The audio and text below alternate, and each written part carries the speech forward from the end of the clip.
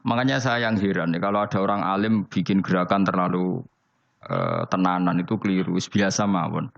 Turu ku ya ibadah, wae agar gak zina, gak maling, wae agar gak nglakoni dosa gedhe ini sanggep ae napa? Ibadah. Karena tadi Rabbana la tu'akhidna in nasina wa akhtana. Terus Allah jawab nah. Sehingga kiai-kiai itu takut orang itu lupa terus dimodifikasi sedemikian rupa jadi wiridan. Tapi alhamdulillah kok banyak yang kritik. Jadi ya biar seimbang, no? Seimbang apa alam demokrasi. Jadi gue lagi kecewa ambek sing kritik. Mereka insya Allah rapati paham masalah usul ini. Karena satu-satunya cara supaya orang paham tuh pancen yo dijak latihan bareng-bareng. Gak ngono malah ra paham blas. Ya tapi tadi ya semua itu resiko. Zaman Nabi Sugeng ana ibadah sunat dilakoni terus Nabi yo duka, kuwatire dianggap wajib. Tapi nak ora dilakoni blas Nabi yo duka, wong sunat ora tau dilakoni. Jadi sudah alhamdulillah sekarang ana sing ngritik, ana sing setuju biar seimbang no. Wong padha ora pahame wae napa? Padha paham.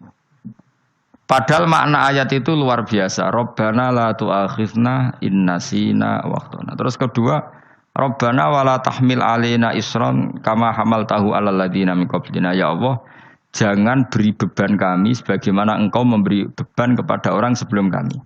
Dulu itu kalau ada orang yang salah, itu harus dibunuh oleh orang yang tidak salah. Liyaqtulal bari uminkum al mujrima. Supaya yang tidak salah membunuh yang salah. Sehingga ketika umatnya Nabi Musa menyembah anak sapi, ijel itu, apa kata Allah? Fatubu ila bari'ikum faqtulu anfusakum. Kamu syaratnya tobat harus saling membunuh, yaitu orang yang terbebas dari dosa itu membunuh yang tidak dosa. Masyhur itu. Terus Allah mengirimkan mendung yang pekat, terus gelap. Ketika gelap itu yang al-bari yang enggak dosa mengeksekusi yang dosa. Sekarang kan enggak, paling tangkap KPK. Berarti penjara mulai suka sisa korupsi jake. Jadi penak lah pokoknya zaman akhir itu penak. Pemenang saya KPK ini mulai disoal jadi aman lah. Sebuah sing bener di aja nih ya sing bener ya pangeran. Misalnya rasa KPK lah nak takwa ya rasa korupsi. Kalau KPK dilemahkan nanti yang korupsi marah. Lah masih orang KPK lah nak di pangeran kan ya aman karena korupsi. Kowe aneh-aneh wae. Kowe wong mukmin kok bakas ngono. Pokoke sementing iku nak kowe wedi pangeran kan ra usah polisi, ra usah KPK wis tetep ra usah dosa wong wedine mbek pangeran. Nah, kecuali ra usah pangeran ateis, lha iku masalah. Ya, tapi kan omongan ini gak populer, padahal bener. Aneh. Jadi karepmu ngene, terbebas korupsi nek ana KPK, urip makmur nek ana menteri kemakmuran. Pokoknya kuwabe kuwi mbok gantungno pejabat negara. Mulane tau hitam jeblok, sak jeblok-jebloke. Misalnya rasa sejahtera, sare menteri sosial harusnya gini-gini. Ngono korupsi salah KPK. Ngono ana ora keamanan salah polisi. Senengane nyalahno wong. Gue sekali-kali nganggo tauhid. Nek ana adab iku mergo dosa yang sudah kelewat. Ya tapi kan gak mungkin ngomong bernegara gitu. Tapi atas nama iman bahasa kita seperti itu. Kalau atas nama bernegara emang kita butuh polisi, butuh tentara, butuh KPK. Tapi atas nama iman ya tadi. Kalau kita diberi sanksi Allah itu rata-rata dari bima qaddamat yadaka itu pasti ada salah yang pernah Anda lakukan. Ya, tapi sudah lah ini zaman sudah seperti ini. Sanut ya, anut umumnya wong akeh. Kalau terang nomale masalah hisab ya. Hasibu anfusakum qabla antu hasabu.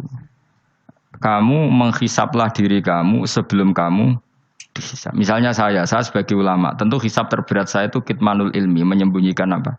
Ilmu. Karena ilmu kalau disembunyikan tuh bahaya sekali. Bayangkan di alam fisik. Misalnya ada orang berkebutuhan pada kemaksiatan, terus di situ ditulis bar, karaoke misalnya. Orang bisa ke sana karena ada tulisannya, ada WA-nya, ada alamatnya. Kemudian ketika Anda bisa Fathul Qorib, tidak ada tulisannya. Harusnya Anda juga nulis ahli Fathul Qorib, ahli Fathul Mu'in, nah, atau ahli Jaljalut, tulis saja. Ahli Primbon. Enggak apa-apa, tulis saja.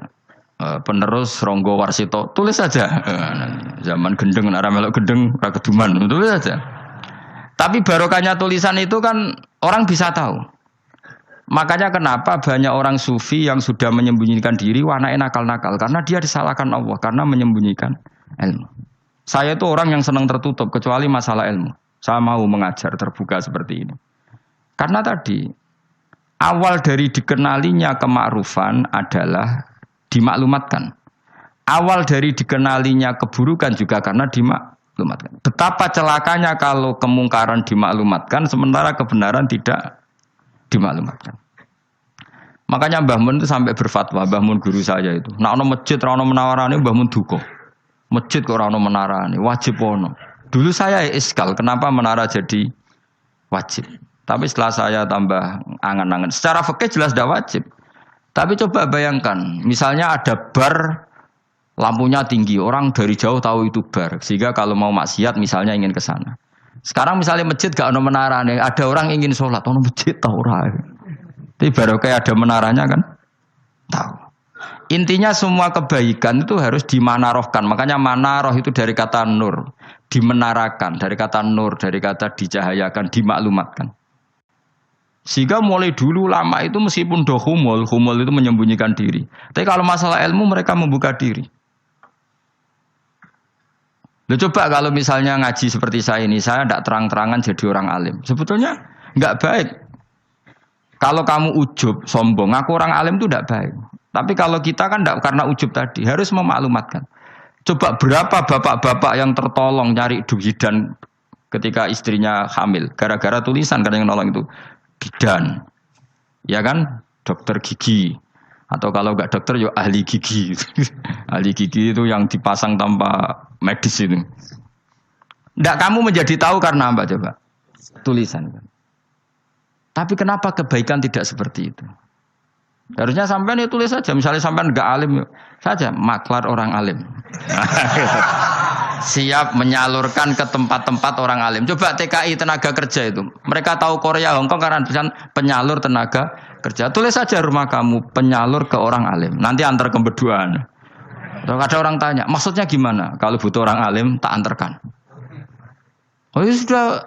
Itu kalau se-Indonesia, itu luar biasa. Jadi yang ngajinya dulu Fathul Qorib sampai bab sholat itu saja. Ahli Fathul Qorib sampai bab sholat. Tulis saja dalam kurung pemahaman pas-pasan. Enggak apa-apa. Lo coba dokter itu kan fair. Kalau ilmunya pas-pasan tulis dokter umum. Kalau dia merasa pinter dokter spesialis. Dan itu menjadi orang tahu. Tulis saya kan ahli saraf. Nah. Loh boten guyon itu betul. Makanya saya ini termasuk orang yang menyembunyikan diri. Tapi kalau bab ilmu enggak. Sehingga nyuwun sewu saya tidak sombong banyak gus-gus alim yang ngaji saya Jamul Jame, ngaji Mahali. Padahal itu kitab tersulit di pondok. Tapi gara-gara saya sering cerita, saya pernah ngaji Jamul Jame sama Mbah Mun. Saya pernah mentakriri kitab ini. Nya banyak yang ngaji saya. Kalau tanpa itu kan mereka tidak tahu. Ya sampean enggak apa-apa kalau menyaingi saya. Tulis saja di rumah kamu ahli Jamul Jame. Barang diparani ahli apa? Ahli jilid. Maksudnya kalau kitab kamu rusak bawa sini. Ya enggak apa-apa. Nah, sehingga syarat utama jadi nabi itu sebetulnya memaklumatkan diri. Ya saya ulang lagi. Pertama nabi jadi nabi syaratnya apa? Memaklumatkan diri. Sehingga pertama beliau jadi nabi naik gunung Sofa, kemudian ya maksara Quraisyin halummu ilayya, wahai orang Quraisy ke sini. Terus Nabi mulai manggil satu-satu, ya Bani Abdi Amanaf ke sini, ya Bani Fihir ke sini. Terus saya ini adalah An-Nadhirul Mubin. Saya sekarang diangkat jadi Nabi. Terus Abu Lahab marah-marah, tabban laka ya Muhammad alihada jama'tana. Muhammad kamu itu orang sial, kita enak-enakan tidur gara-gara kamu manggil kita datang. Ternyata hanya untuk urusan seperti ini. Makanya terus ada tabat yada Abi Lahabi watab. Tapi yang iman kemudian tanya, Muhammad kalau kamu setelah jadi Nabi, misinya apa? Saya diutus Allah untuk kamu menyembah Allah, tidak boleh menyekutukan Allah. Dan Allah memerintahkan kamu afaf. Afaf itu meninggalkan zina, meninggalkan maling, gini-gini. Coba kalau Nabi tidak memaklumatkan diri. Jadi Nabi seklunak-klunus. Ketemu wong monggo nggih. Ada temu dia nggih. Sengerti nak Nabi ku sapa? Sehingga orang-orang yang humul, yang menyembunyikan diri itu di bab ulama masalah besar itu. Karena ciri utama dosa adalah kitmanul ilm. Makanya Nabi sidik amanat tablek fatona. Tablek itu lawan katanya apa? Kitman. Makanya saya ngaji di mana-mana, saya di Jakarta ngaji, di sini ngaji, di Pasuruan ngaji. Harus dimaklumatkan ilmu. Dan kalau ada orang tanya ya tak jawab. Saya tuh kitab yang paling aneh di pesantren, misalnya yang mulai aneh lah, gak Jamul Jamek. Saya sampai sekarang masih ngajar Jamul Jamek. Kitab yang aneh. Macane lagi roh judulnya pusing. Jamul Jamek, kumpulannya piro-piro kumpulan. Jadi ilmu apa ae ono ning kono. Sing gak ono ilmu dukun, mboten enten. Ilmu carane bodoni ya ora ono. Ning kono mau carane mlebu swarga tok. Mane potensi kula mlebu swarga itu tinggi sekali. Cara sing model piye duwe. Dadi mun. Dadi cara sing model piye duwe. Dadi cukup banyak napa? Cara. Sampe nek duwe cara sitok ora mesti kula nu gak ada cara kathah. Dadi nek dari cara iki mentok, ganti cara iki mentok. Ya terakhir paling gampang itu cara nganggo fadhole pangeran. Iku kena mbok tiru. Pokoke mlebu swarga nganggo fadhole pangeran. Masalah utama kita sebetulnya itu. Makanya saya tidak pati cocok sama orang sufi itu. Kebenaran itu harus dimaklumatkan. Sementara orang sufi itu ingin menyembunyikan diri. Itu kalau untuk yang alim itu tidak bagus. Wong kita saja tahu itu dokter atau bidan karena tulisan. Ini bidan, ini dokter. Dan mereka jujur, dokter umum, dokter spesialis. Loh, coba misalnya di kota, kamu tulis saja penyalur kebaikan. Orang yang ingin mondok, pondok pilihannya ada, Sarang ada, Peloso, Lirboyo. Kalau saya ke sana gimana? Saya kenal Gusnya, tak anter. Wan keren, juga ada penyalur. Kalau orang bisa tersalurkan ke Korea, ke Korut, ke Jepang karena tulisan, kenapa tidak banyak orang tersalur kebaikan karena tulisan? Gue orang mau kelunuk orang jelas. Meskipun nanti ditawarin orang, mesti dulu sih ahli takrib, mesti wong guyu. Ahli Fathul Qorib sampai bab sholat. Tulis saja jujur, maaf tapi hanya sampai bab sholat. Tulis saja, ada maafnya bareng, maaf tapi sampai bab sholat. Enggak apa-apa. Paling untuk wong sowan. Larian mau doa jenengan 2 tahun. Tapi ini pondoknya mau 3 bulan. Mulane ngajine tok bab sholat. Enggak apa-apa.